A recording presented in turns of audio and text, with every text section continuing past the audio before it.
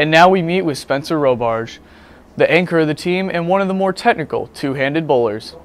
So I started bowling when I was 4 years old, and I wasn't able to hold the bowling ball with one hand and swing it with one hand. So as I went into bowling and bowling more often, it was easier to throw it with two hands rather than one. And over time I've developed a style that just uses both of my hands. So back in 2009, Jason Belmonte, who was a new guy on the Professional Bowlers Tour, won a tournament throwing it with two hands, and over time the style has grown tremendously.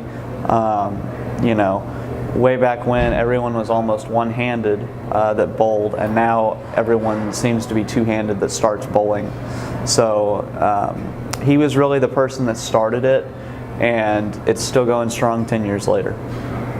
Although Spencer is one of the best two-handed bowlers in the nation, there are also other opinions, mostly coming from one-handed bowlers, such as Storm staffer Matt Hicks.